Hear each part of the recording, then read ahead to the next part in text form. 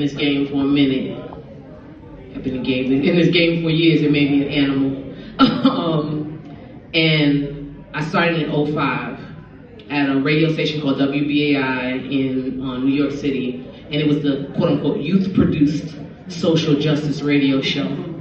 And there's something that happened that I didn't know that would influence the way that I move in this space right here. The way I move is what Demetrius said. You got a question, I got an answer. If I don't got an answer, I got someone to connect you to. If I don't have someone to connect you to, we can Google it together. Like, we're just gonna figure this out. A lot of my issues have stemmed around getting paid, getting treated well.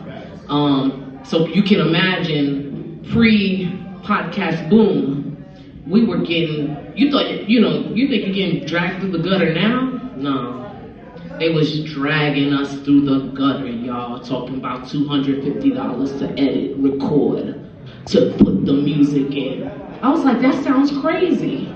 So I started asking questions. Now TK is a troublemaker, problems, right? Now I can't find a job, problems, right? So when I say black people get it right, y'all see what time it is. It's not us.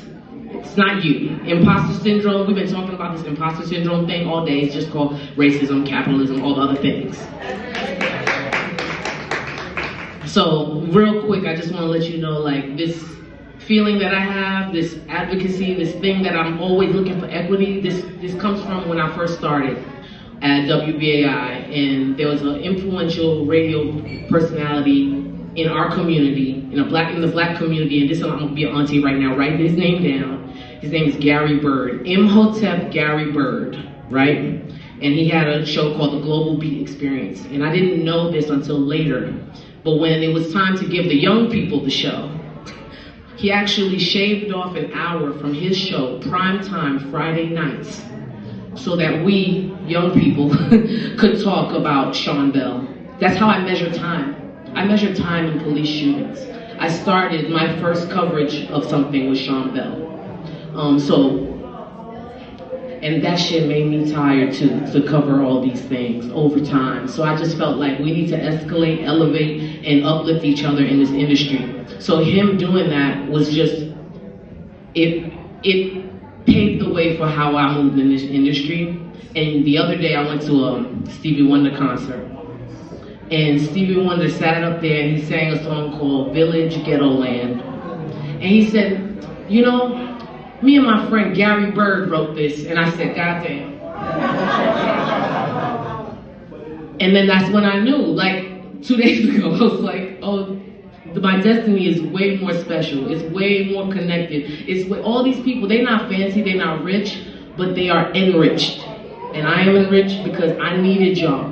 Every time I was in the gutter, every time they tried to lowball me, and did, I said, how can I help other people? Helping y'all helped me to be a better person. Y'all kept me out of depression, or at least on the edge of it. You know what I'm saying? So I just want to say I thank you all. Oh shit, I gotta get off a couple things real quick. I want to thank y'all, first of all, but also Afros and Audios, Talib, the whole crew, Erica, everybody, Minister Jazz. Like, I could go on another tirade. I will wait. Black Podcasters Association, Corey, thank you, team. Thank you. Black Podcast Awards, because we need this, right? Because all the people that have been recognized, all the shows, all of that, I'm telling you, I listen to them talk about us. They don't give a, okay? They don't. So we don't give a F about ourselves, then we need this, is what I'm saying. I will, of course, want to say, you know, AIR, Association of Independent Radio, get that rate sheet. You want to get paid fairly? Take that rate sheet. They're like, well, this looks like too much money. I go, well, this is what the association says. And then put 30% on it because black. And inflation, black inflation, taxes. There's a lot. Put 40% on that. Also, I would like to also just thank my creative partner, Steve, who I did 1,000 plus episodes of our radio show together, TK, 3 times a week live, y'all. That shit crazy. And then to my professional podcast listener, my girlfriend Melissa, who literally found me through podcasting, and that's how we relate. So I know my shit ain't good if she ain't reacting. So there's that. I love y'all and I thank y'all, and there's so many people and companies in here. Shout out to Toby, I see you, bro. Like black, stay black, maybe pay your taxes, and that's all we got to do.